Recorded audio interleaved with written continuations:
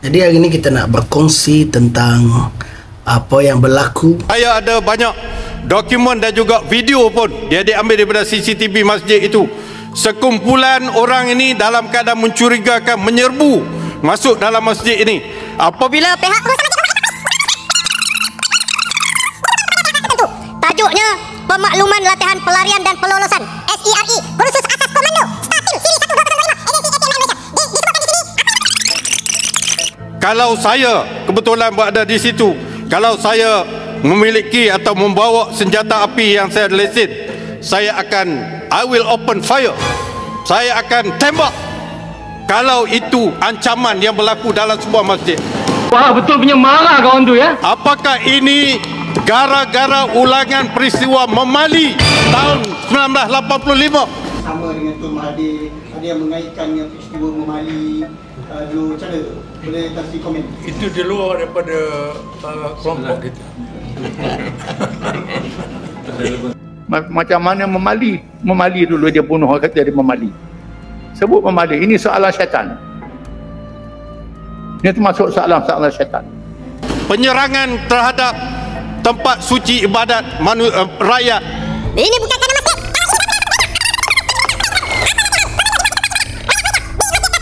Tak boleh.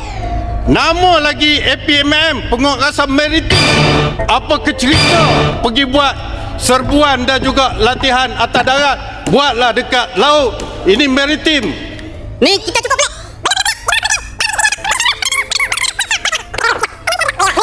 Okey, Kota Baru, apakah ini perancangan untuk membunuh Presiden PAS yang ada di Masjid Istiqlal itu? Kita tidak SOP mahu Yahudi? buat andaian lah. Tetapi kenapa marang? Kenapa rusila? Saya begitu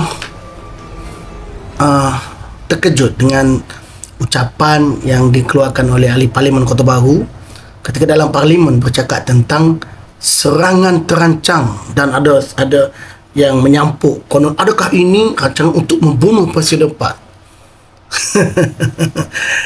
Kuat sangat ni tengok Netflix ni. Dia terlalu jauh, dia fikir jauh sebelum kita pergi ke cerita ahli Parlimen Kota Baru tu, saya nak berkongsi lah pengalaman tengah lepak di Kota Baru, di kampung, tengah lepak di kedai, tengah makan min celuk. Tiba-tiba meja depan abang tu gelabah, kalut, kokang, siapa tupu misuk lagi, naik mutukah dengan tinggal misuk dan tak bayar min celuk tu. Lepas tu saya mau tanya lah, berapa kalut molek tu?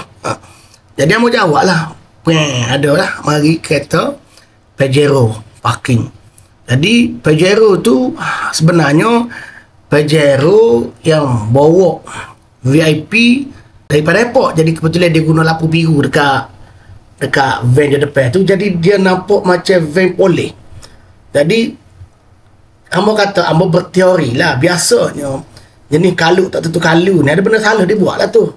Dan kata tu kedai tu memanglah hak minum 3-4 orang tu memang budak main potih, main uset. Jadi bila dia buat salah ni, bila tengok polis, tak kira polis hotel ke, polis airport ke, lampu polis pun dia takut dah. Jadi bila ada buat salah tu mesti dia akan gelabah bewok Kelantan panggil. Jadi hamba tidaklah nak kata kumpulan walaupun ni ada buat salah sampai pihak APMM singgah Masjid Semaya pun macam-macam dia berteori gapo dia membuat salah tu, siapa teori macam-macam tu betul. Itu persoalan.